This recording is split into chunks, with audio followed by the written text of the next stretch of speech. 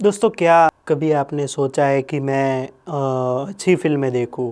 क्योंकि आपको अच्छी फिल्में देखना पसंद है, लेकिन उसका ट्रेलर देख के आप जब थिएटर में जाते हो तो आपको लगता है कि ट्रेलर तक ठीक था, मुझे नहीं आना चाहिए था। तो ऐसे ही मैं 10 top 10 worst movies of this year, जिसमें सारी इंडस्ट्री आ गई, आई थिंक ऐसी फिल्में आपको बताऊंगा जो आपको देखनी ही चाहिए, जिससे आपको एक चंपक चाचा जैसा एक मॉरल, क्या बोलते हैं उसको, मॉरल ऑफ द स्टोरी मिले कि कभी कभी सिनेमा में ना जाना भी एक एक अच्छी डिसीजन हो सकता है। तो शुरू करते हैं। नंबर 10 पे जो फिल्म है वो है विकी विद्या का वो वाला वीडियो। अब ये एक फिल्म नहीं है, ये एक्चुअली एक स्कैम है। इस स्कैम में आपको फंसाने के लिए मेन रोल में आपको दो लोग दिखेंगे, राजकुमार राव और तृप्ति डिमरी। ये फिल्म कैसे स्कैम है वो मैं आपको समझाता हूँ। फिल्म का जब ट्रेलर आया तो जो अच्छी अच्छी पंच लाइन्स थी वो दिखा दी, जो अच्छे अच्छे सीन्स थे वो दिखा दिए, लेकिन जब फिल्म आप देखते हो तो आपको लगता है कि ये क्रिंज कब खत्म होगा, क्योंकि सब कुछ बुरा बुरा आप फिल्म में ही देखते हो। फिर आपको स्ट्रेटेजी पता लगती है कि ये फिल्म एक तरीके से पहले स्त्री 2 के पहले आने वाली थी, जिससे स्त्री का प्रमोशन हो जाए, लेकिन गेम पूरी उल्टी हो गई जब स्त्री के मेकर्स ने इन पे केस किया। और ये फिल्म ऐसा स्कैम थी कि आपको कॉमेडी में जब हंसते हुए आंसू निकलते हैं, इसमें आपको रोते हुए आंसू निकलते, क्योंकि कॉमेडी थी ही नहीं। विजय राज और मल्लिका शेरावत के अलावा सबसे बड़ी कॉमेडी तो मैं हो गया, क्योंकि मैं जब ये फिल्म देखने गया तो सबसे बड़ा कॉमेडियन तो मैं हुआ, क्योंकि कोई था ही नहीं फिल्म देखने के लिए मेरे और 2-3 लोगों के अलावा। नंबर 9 पे जो फिल्म है वो है जोकर फॉली अदू। ये फिल्म एक समाज सेवा थी कि कैसी फिल्में नहीं बननी चाहिए, क्योंकि जब ये फिल्म आप खत्म करके बाहर निकलते हो वॉशरूम जाने के लिए, ऑब्वियसली सुसु ब्रेक लेते हो तो ऑब्वियसली वही चीज हुई।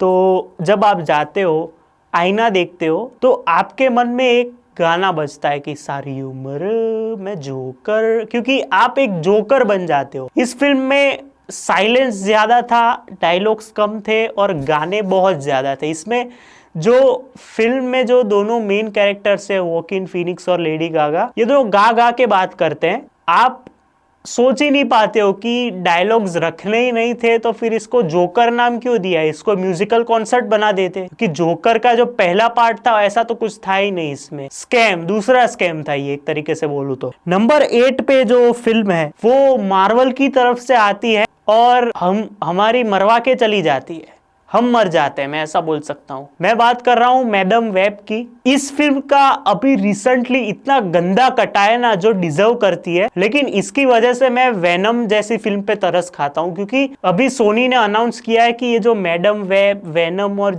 क्रेवन द हंटर जैसी जो फिल्में होगी वो मार्वल का हिस्सा नहीं रहेगी। आप वापस अपना चेहरा मुंह पे देखो और आपको ये फील होता है कि मैं बार बार इतना बेवकूफ कैसे बन सकता हूं, कि पहले तो आप अनाउंस करते हो कि ये फिल्म नहीं बनेगी, फिर आप अचानक से बोलते हो ये यूनिवर्स का पार्ट है, फिर अचानक से आप बोलते हो कि ये क्यों नहीं है पार्ट। तो ये फिल्म का नाम एक्चुअली मैडम वेब नहीं, इसका दूसरा नाम ये होने वाला था 50 shades of grey in another universe, क्योंकि इस फिल्म में डकोटा जॉनसन ने कपड़े पहने हैं। जो लोग समझते हैं वो लोग समझते हैं, if you know you know. और इस फिल्म की मैं ज्यादा बात नहीं करूंगा, क्योंकि इस फिल्म का विलन भी कुछ अलग तरीके की लैंग्वेज में बात कर रहा था, इसने खुद ने डबिंग नहीं की थी, तो इतनी बड़ी चोर फिल्म थी। नंबर 7 पे जो फिल्म है भूल भुलैया 3।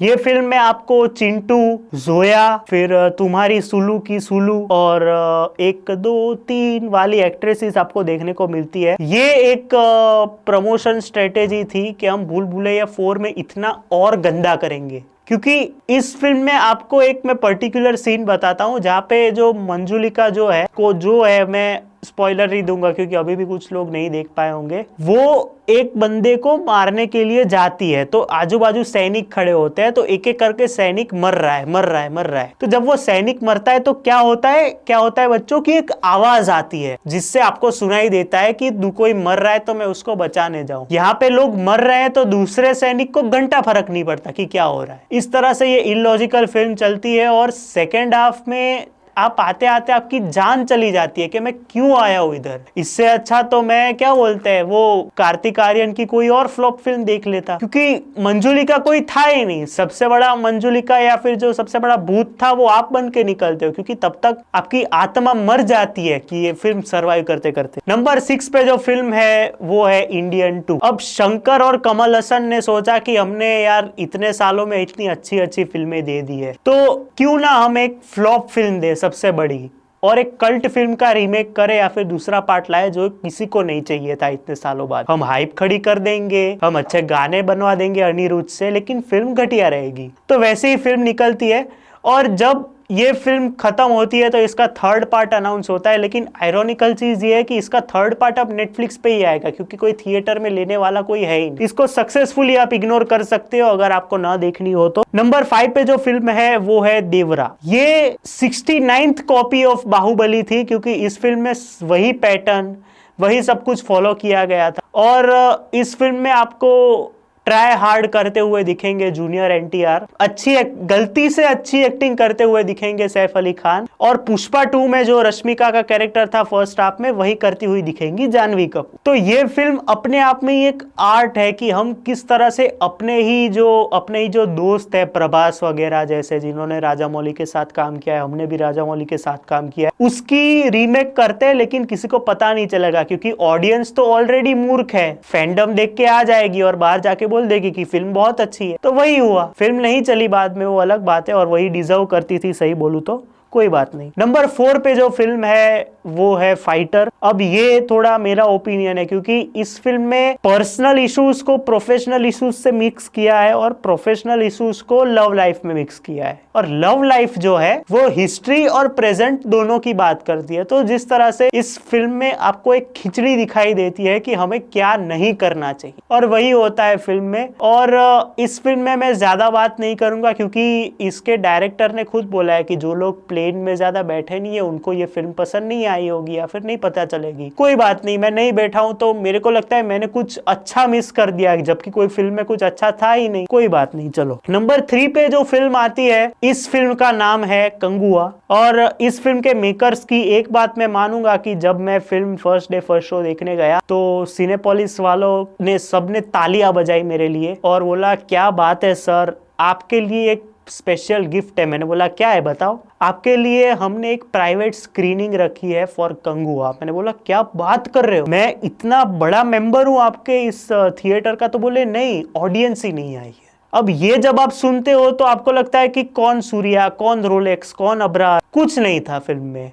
फिल्म में आपको ओवर रिएक्शंस, ओवर एक्टिंग, सब कुछ ओवर द टॉप देखने को मिलेगा, लेकिन in a bad way. Second half आते आते आपके कान बहरे और आपकी आंखें अंधी हो सकती है, क्योंकि बीजीएम इसका इतना लाउड था कि आपके कान के पर्दे फट जाएंगे। लोग इतना जोर से डायलॉग बोल रहे थे या फिर चिंगाड़ या फिर चीख रहे थे, पता ही नहीं चल रहा था। एक कैरेक्टर आता है या करके चला जाता है, पता नहीं क्या कुछ घुस गया था उनके पीछे, तो इतनी जोर जोर से चीख रहे थे। अभी भी मैं फिगर आउट कर रहा हूँ। ये फिल्म अभी अमेजॉन प्राइम पे आई है, तो आप सक्सेसफुली इस फिल्म से दूर रह सकते हैं, बाकी आपकी मर्जी है। नंबर 2 पे जो फिल्म है वो अपने आप में ही एक आर्ट फिल्म है। इसको बोलते हैं कि क्लासिकली फ्लॉप फिल्म कैसे बनाते हैं। मैं बात कर रहा हूं बड़े मियां छोटे मियां की, जिसने एक अलग ही रिकॉर्ड बनाया है अपने प्रोडक्शन हाउस के लिए, कि जब ये फिल्म आती है 1-2 महीने बाद इसका प्रोडक्शन हाउस बंद हो जाता है। तो ये ऐसे कुछ अपने अपने आप ही रिकॉर्ड्स बनते हैं। मैं नहीं बोलता, records are meant to be broken. इससे भी कोई बड़ी फिल्म आएगी जो प्रोडक्शन हाउस के सीधा